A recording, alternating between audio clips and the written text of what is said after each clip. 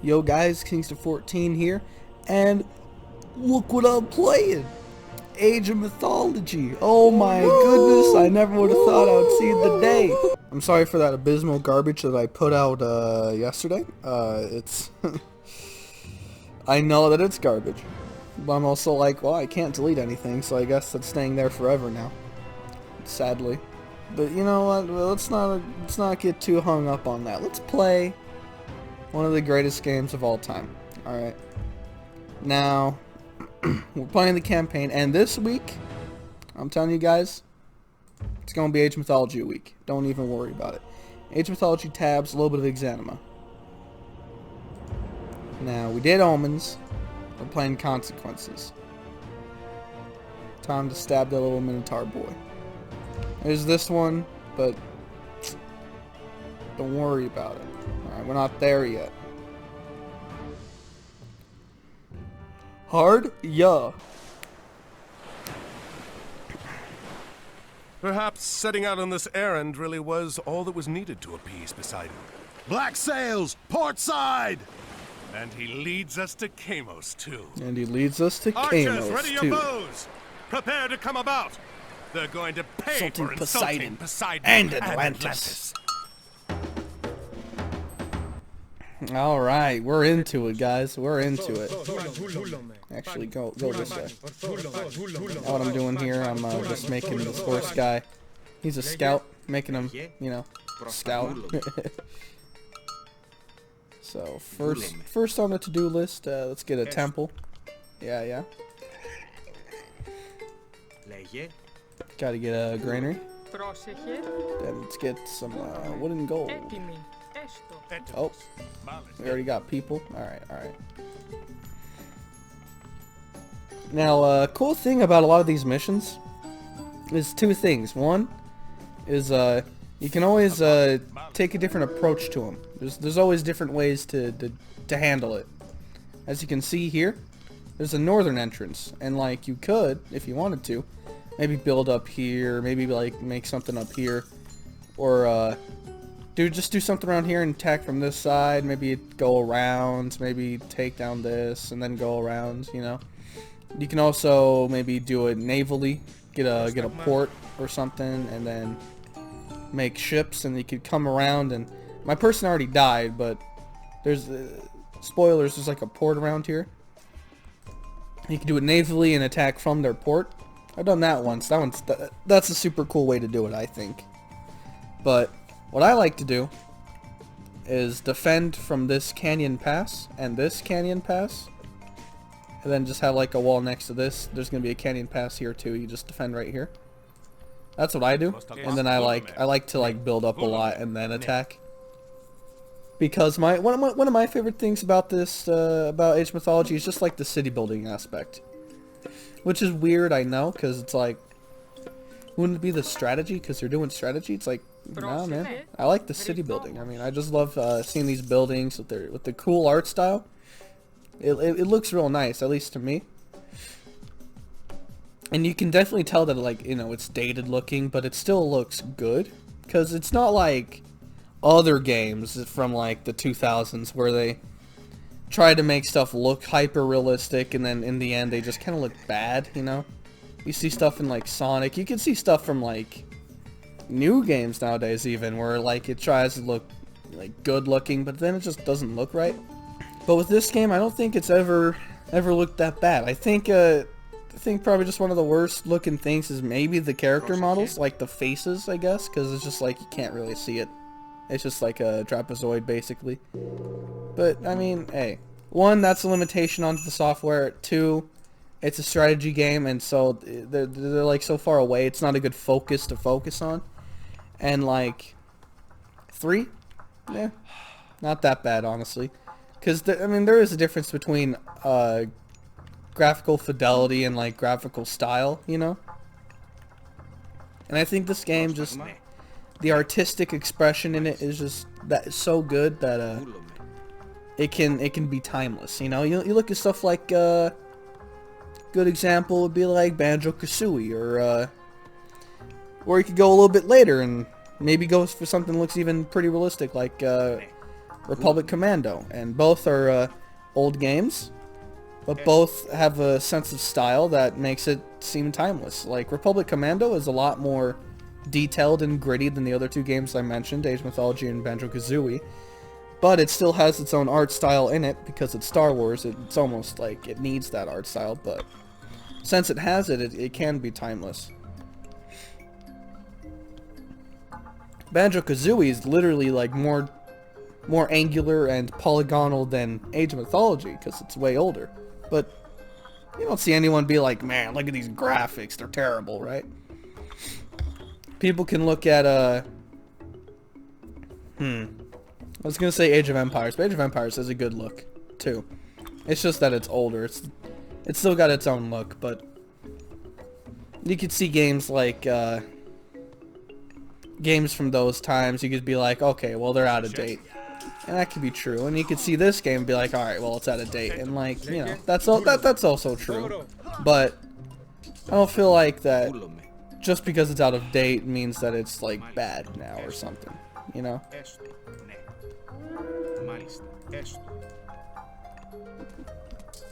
I think it's still pleasing to look at, you know, doesn't hurt the eyes. It looks real nice to me. I mean, the animations are nice and crisp, you know. You can tell they worked real well on it, at least to me. And yikes, we're not doing so hot, Captain. Let's start beefing up production here. Jeez.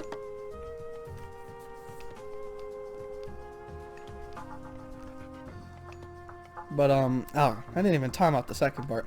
The second cool thing about these missions, me all ranty again, sorry about that, but another cool thing about these missions is that there's a lot of cool side objectives you can do that'll help you out. Like if I remember right, there should be like a shipwreck around here somewhere. And if you check out the shipwreck, you can get some gold, because it's like, hey, you know, I mean, there would be gold in a crashed ship, right? I think it's down this way.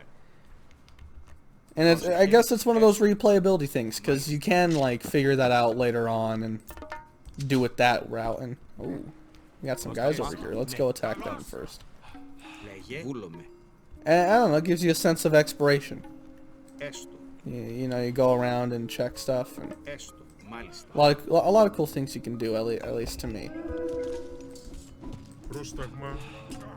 So, way to carry the damage, Cyclops. You're doing your job real well.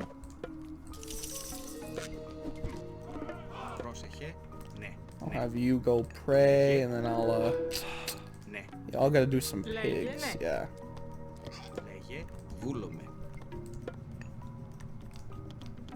gotta get, oh, we have like no gold. That's fine. Yeah, if you get that shipwreck, you know, it helps you out. It's not like, you know, an objective you have to do, you know. It could just be something you find and you're like, alright, a little bonus. And that's with almost every mission. You didn't see it in the last mission because that one's just like pure tutorial, you know, it makes sense.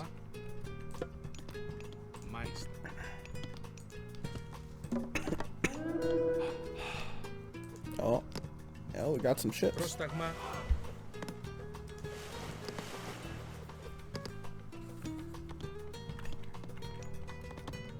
And I mean, I can't speak much narratively about the game because we're just starting out, you know. You can't, there's nothing really to talk about. It's with every source of media, so it's not anything different with Age of Mythology, right? But, I mean, right now, it's just, you know, you can see it as something nice and simple. I mean, you can just tell from the tutorial, like, alright, I get it. I can see what's setting us off right now, because I don't know why, but a lot of the times in classic literature, at least with the Odyssey, just one random mishap can go through a huge spiral of all sorts of crap, and you're gonna find that here. Just one little mishap, these pirates taking the Trident, is gonna lead to a lot more than just pirates taking the Trident, but we're not there yet, so I won't talk about it. Hey, shut up, phone. Gosh, dang it.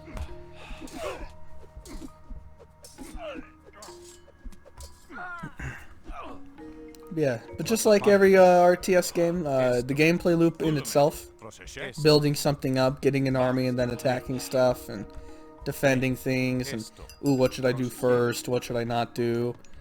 You know, I mean, that's always fun. It's always gonna want you coming back for more. But that's like almost with every RTS that's done well, at least.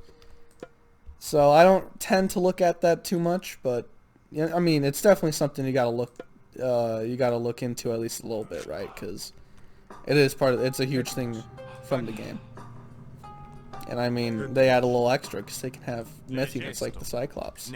It's kind of StarCrafty in that way, where they can have kind of whatever they want. And you saw the Cyclops was able to pick up people, throw them, take the brunt of the damage. It's good stuff. Oh, worst time for these guys to come over. Gosh dang. We're gonna have to bring some dudes over. I'll basically just bring all the archers. Now with certain troops, I forgot if I told this or not, but certain troops can be good against like other archers, or an archer can be good against infantry. My archers are good against infantry. These ones are good against other archers. So I mean, that's kind of a bad thing for us, but we got so much and we're defending. We'll be able to stop them. It's fine. Ooh, gosh. All right, Trireme, get back, Trireme.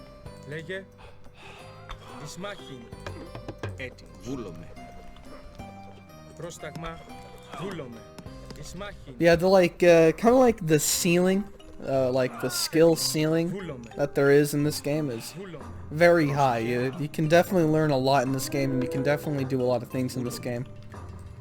There's a lot of replayability. I've seen a lot of people that are like, well, Age of Empires has more because there's more civilizations and they're more unique than the ones in Age of Mythology, and really, it's the Age of Mythology is just worse than Age of Empires. And I mean, you can make that argument, you know.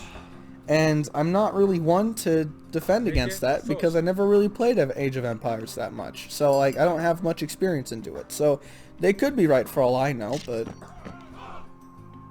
to me, I feel like the game itself and the diversity of the game should be something that's just as good than something else.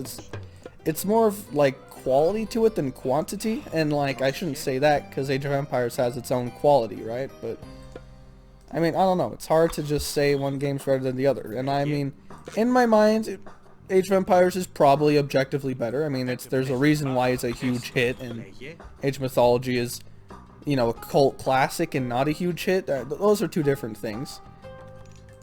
And oh my gosh, I was ranting so much I completely forgot about what. Oh crap, we don't need that much people on gold. Holy crap. We need like half of that in food and like another half on wood. Yeah, that's my fault there. I was getting too ranty. I wasn't even paying attention to the auto spawner. But whether you think Age of Empires or Age of Mythology is better than the other, it doesn't matter. I mean, one, they're part of the same IP, so you can just love them both. And two, we can both recognize that they're way better than anything out today, you know? Like, don't get me, I mean, of course some games are really, really good. You can see like Breath of the Wild, maybe like Red Dead Redemption, maybe like God of War nowadays, right? I mean, that stuff's really good. Anything from CD Projekt Red is always going to be great, with like The Witcher 3 and that stuff. But I mean, in general, this game is way better than stuff we see nowadays, because they're not making it for any sort of greed. They're making it because they love to make it. Alright, okay, we're massing a little bit of an army. We could probably do a little bit of fighting soon. We need more wood. We need to actually have a storehouse. Ah, they're coming to us, I see. And then they're running away. Okay, alright. But, you know, with the Empires mythology thing, I think it can be very easy for someone who loves Empires to say that Empires is just better than mythology. Because I've seen this review that, you know, was saying all this stuff. And, you know, it's pretty irrefutable, right? but I also don't think it holds up too true. Because I think he's just too used to the Empire's formula. And but I also don't want to be dismissive of any facts or anything. You know, I want to always take something true. And I don't want to just be like blind and just be a fan for no reason. But I feel like that this game is a bit smaller. You know, it definitely is smaller than Empire's, right? You can definitely see that. It's definitely like a sort of... Oh, yikes. I didn't even see that. But you can definitely see it as a sort of a spin-off game rather than it's like a main sequel to Empire's. You know, that may be an issue, but I just know from the pure fact alone of just having more nations is not the reason why Empire's is better. I just don't have the resources to tell me why Empire is better. Because you see Age of Empires 3 and everyone's like, well, that game sucks. Right? Like, everyone could agree, like, alright, that one's not that good. We can skip that one. But yeah, I don't know. It's hard for me to talk about those two games because I feel like I have an obvious bias. I think anyone who prefers Empires is going to be like, dude, you have the biggest bias in the entire planet. And I get that. That's why I don't want to like say that that Mythology is better, you know, because I can't really say anything on that because I haven't played Empires that much. But like I said, I just can never really get into it. And I guess that's people with Empires with Mythology, they just can never get into it. But I got into Mythology like the second I found it. I was just like, I was entranced, you know?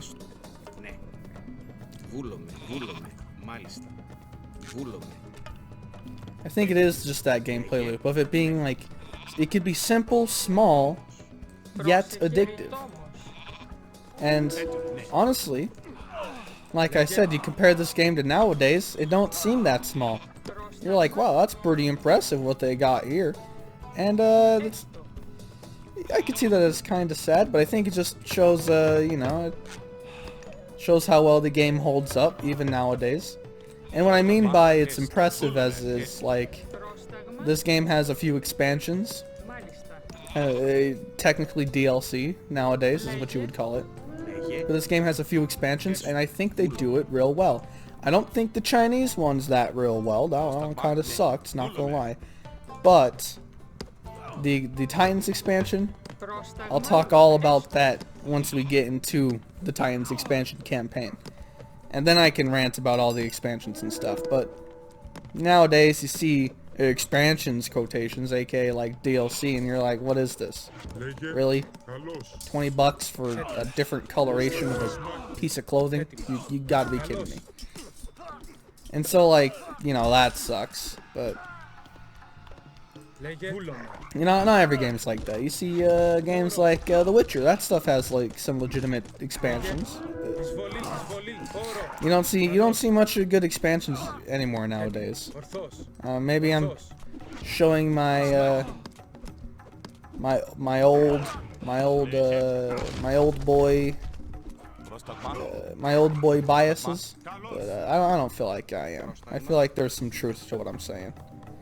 And you can definitely find outliers and examples of me being wrong about that. Like, well, this game has amazing stuff, and this game is, look at this. But for the most part, not really, you know? There's like, you know, games that have a bajillion DLC, and that gets to the point where it can ruin the game. And then you can have games that have like a few DLC, but are just stupid DLC. Like, why is this even here? You know for a fact they did it just for you to spend more money on. The expansions to Age of Mythology feel so like one, unique, but two, necessary in a sense. Like, you never would have thought in Age of Mythology you needed Titan. Oh my gosh, that you needed Titans or the Atlanteans. But then once you get them, you're like, oh yeah, we do. Come on, these guys are great. The Titans is like the whole thing of Age of Mythology. I don't even see that expansion as like an expansion nowadays. I see it as part of the game. I feel like if an expansion can do that with a game, I feel like they did the expansion right, you know? Anyway, no more... Oh, well, more ranting, of course. I'm always gonna rant. But let's start finishing this up, you know? We're getting to the point where we can start smashing them. At least money-wise. So let's start producing some boys now.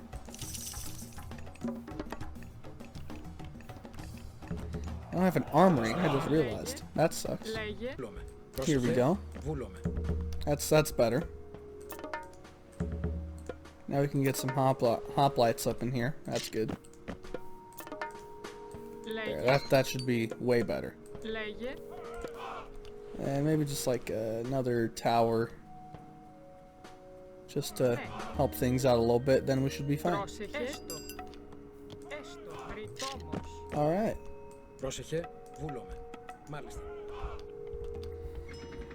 They get a little creative with some of these missions too. Later down the line, once we get there, you guys will be able to see that they can be a little creative with their missions, and I like that. It's not just this over and over again.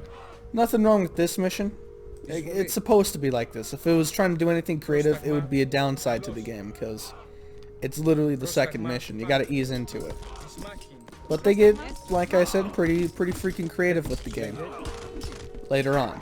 And I think the story writing gets to be a lot better later on, and yeah, because right now they're just setting things up. You got to start a little slow to begin things.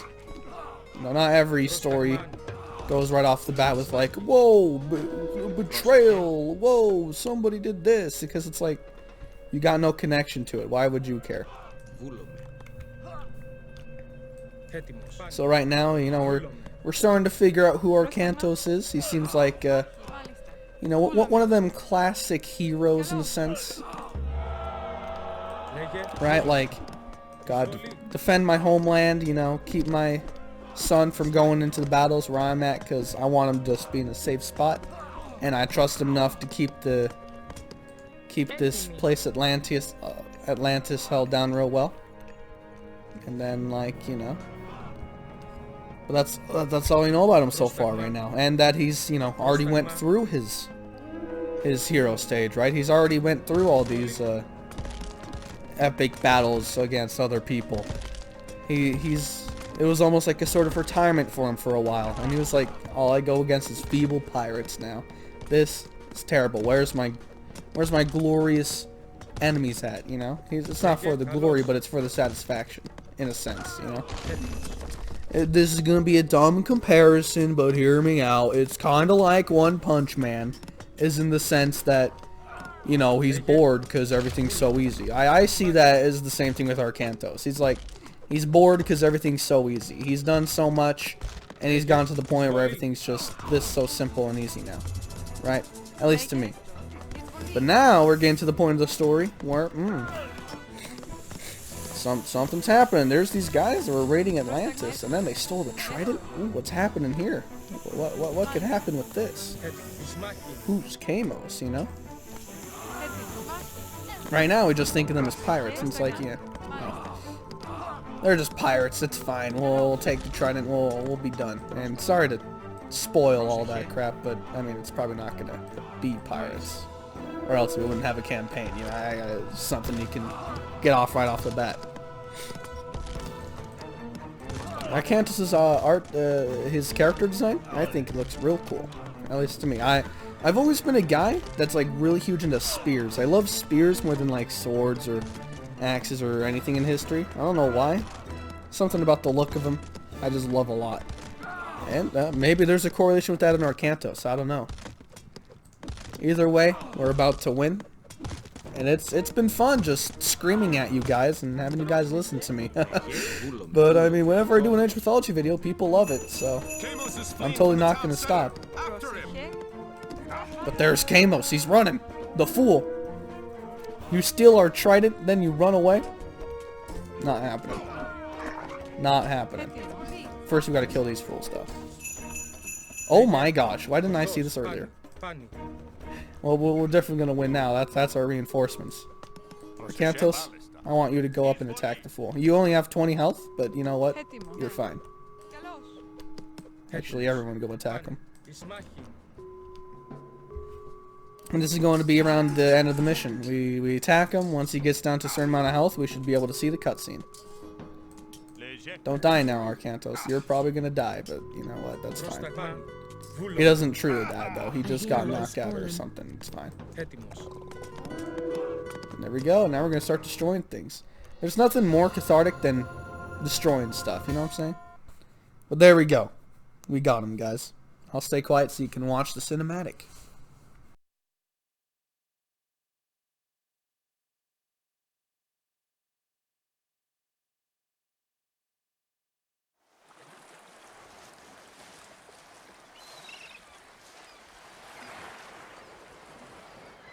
Another time, Arcantos. Your luck will end. I will be there to see it. Your head will hang from my mast, Atlantean!